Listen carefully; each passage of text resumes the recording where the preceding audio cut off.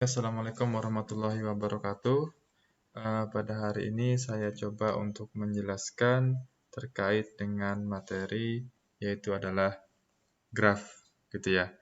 Nah, nanti materinya sudah saya upload di Google Classroom. Silahkan di-download semua, gitu ya.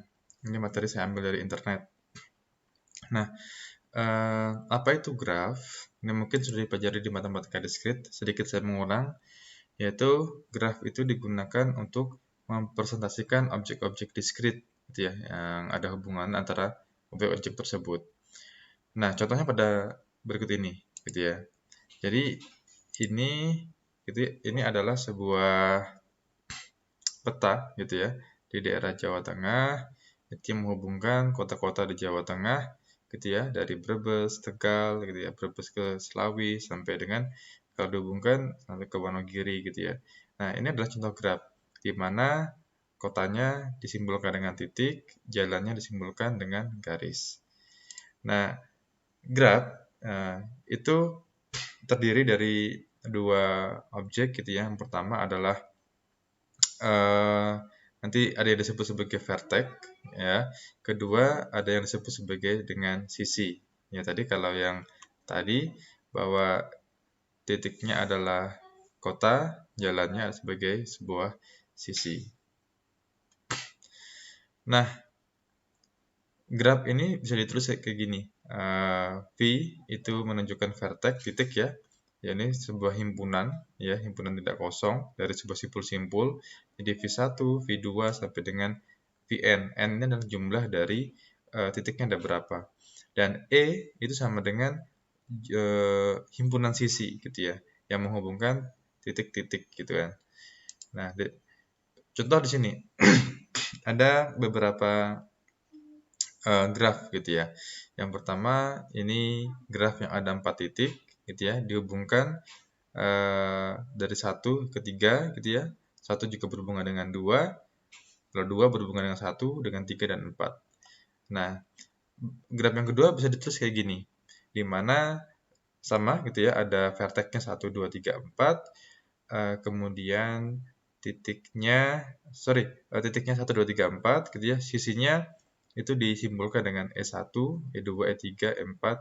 Nah, di sini juga sama, grafnya juga terdiri dari 4 titik gitu ya, di mana di sini ada disebut sebagai sebuah ring gitu ya, ring nih. Nah,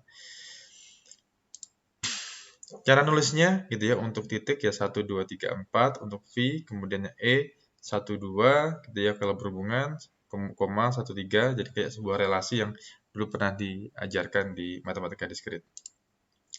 Oke, saya terus saja. Graf itu terbagi menjadi graf berarah gitu ya. Jadi graf yang setiap sisinya diberi orientasi arah. Jadi ada panahnya. Jadi 1 ke 2 gitu, 2 ke 1 gitu ya. Tapi 1 nggak bisa ke 3 karena 3 hanya bisa menuju ke 1, panahnya menuju 1. Ini graf berarah. Ada juga gini, namanya ketetanggaan. Jadi dua buah simpul dikatakan bertetangga bila keduanya berhubungan langsung. Ini 1 bertetangga dengan 2 gitu ya, karena dihubungkan oleh sebuah garis ini. 1 juga berhubungan dengan 3 karena dihubungkan dengan garis ini gitu ya. Nah, persisian gitu ya. Gitu untuk sembarang sisi E, ini VJ, VK dikatakan E bersisi dengan VJ atau E bersisi dengan VK gitu ya. Contohnya gini. Angka 2 itu bersisian dengan sisi 23 ya, sisi 23 artinya yang ini itu bersisian dengan simpul 2 dan simpul 3. Jadi dia menghubungkan simpul 2 dan simpul 3. Kalau 24, jadi sisi 24 ya bersisian dengan 2 dan bersisian dengan 4. Nanti ada sebuah graf yang dimana misalkan sebuah daerah yang emang nggak ada jalannya gitu misalnya. Di sini dibuat sebagai simpul terpencil. Jadi dia nggak ada hubungan sama titik yang lain. Oke, di graf ada yang namanya sebuah derajat gitu ya. Ini derajat, apa itu derajat? Derajat itu adalah suatu simpul yang jumlah sisi yang bersisian dengan simpul tersebut. Jadi derajat suatu simpul adalah jumlah sisi yang bersisian dengan simpul tersebut.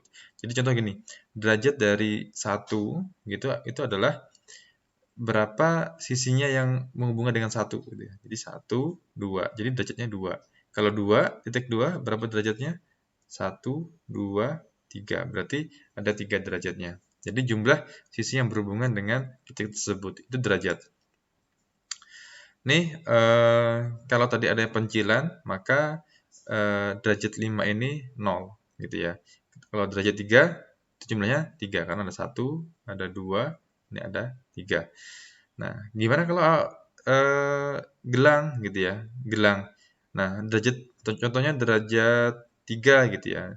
Nah, kalau gelang ini atau ring ini dihitung 2 gitu ya. Kalau berapa derajat 3? Berarti ini 1, 2, sama ring. Ringnya 2, jadi 2 ditambah 2 sama dengan 4. Nah, saya lanjutkan. Nah, ini saya nggak usah, nanti biar dipelajari di materi diskrit. Saya langsung ke materi ketanggaan. Karena nanti saya akan gunakan pada saat kalian membuat namanya algoritma Dijkstra ataupun algoritma Kruskal yang nanti saya akan ajarkan pada bab tree atau pohon. Nah, di sini ada namanya materi ketetanggaan. Nah, untuk yang lainnya silahkan nanti kalian pelajari dengan dosen di matematika diskrit. Saya ulang lagi aja, ini saya hanya mengulang terkait dengan graf. Nah, contoh gini, Pak, bagaimana cara membuat matrik ketetanggaan? Gitu ya. Bagaimana cara membuat matrik ketetanggaan? Nah, ini adalah ada sebuah matriks, gitu ya, ada sebuah matriks. Nah, bagaimana cara membuat matrik yang sebelah sini? Oh, maaf, saya ulang. Ini adalah sebuah graf, ya, ini sebuah graf. Nah, bagaimana cara membuat matrik di sebelah sini? Nah, caranya gini. Buat sebuah matrik, gitu ya. Ini kita hitung titiknya ada berapa nih? 4, 1, 2, 3, 4. Maka kita buat 1, 2, 3, 4. Bawahnya juga 1, 2, 3, 4. Gitu ya. Nah, pertama, ini anggap kosong dulu ya, anggap gitu ya. Nah, di sini kenapa di tengahnya kosong semua gitu ya? Nggak, misalkan nih, 1 dengan 1 gitu ya. Karena dia dengan diri sendiri itu dibuat 0. 0, 0, 0, 0 gitu ya. Nah, terus 1 dengan 2. 1 berhubungan dengan 2 gitu ya. Berarti kalau dia berhubungan ditulis 1. Nah, kalau dia tidak berhubungan nanti ditulis 0. Nih, 1 dengan 2, ini 1 dengan 2, berarti ada 1 karena dia berhubungan, 1 dengan 3 ditulis 1 karena dia berhubungan, 1 dengan 4 karena dia nggak berhubungan secara langsung gitu ya, maka ditulisnya 0. Begitu juga dengan ini. 2, 1. 2 dengan 1 gitu ya, nilainya adalah 1 karena dia berhubungan gitu ya. 2 dengan 2 karena dia dengan diri sendiri tulis 0.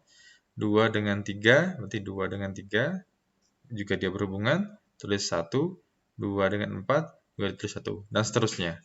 Nah, oke, saya harap kalian paham terkait dengan matriks ketetanggaan. Jadi kalian tentuin dulu, lihat titiknya ada berapa, ada 4, kemudian kalian buat matriks ketetanggaannya. Gitu ya. Nah, selanjutnya saya akan jelaskan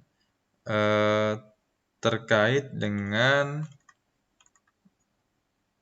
tadi sudah ya derajat. Oke, derajat ya. Derajat gini ya, derajat sudah tadi derajat. Saya akan jelaskan terkait dengan lintasan dan sirkuit gitu ya. Apa itu lintasan, apa itu sirkuit. Nah, jadi kalau seperti ini, contoh ya. Ada lintasan dan sirkuit Euler gitu ya. Apa itu lintasan sama sirkuit Euler? Lintasan Euler itu ialah lintasan yang melalui masing-masing sisi di dalam graf tepat satu kali. Nah, kalau sirkuit Euler itu sirkuit yang melewati masing-masing sisi tepat satu kali. Nah, kalau lintasan itu seperti gini. Dia tidak harus balik ke titik awal. Contoh 1 ke 2 itu lintasan. 1 ke 4 gitu ya. 1 ke 2, 2 ke 4 itu adalah lintasan. Nah, kalau sirkuit itu dia harus balik ke titik awal gitu ya. Misalkan nih 1 ke 2, 2 ke 3, 3 ke 1 itu sirkuit. 1 ke 2, 2 ke 4, 4 ke 6, 6 ke 3, 3 ke 5, 5 ke 1. Semua titik terlalui itu dan kembali ke satu lagi itu namanya sirkuit gitu ya.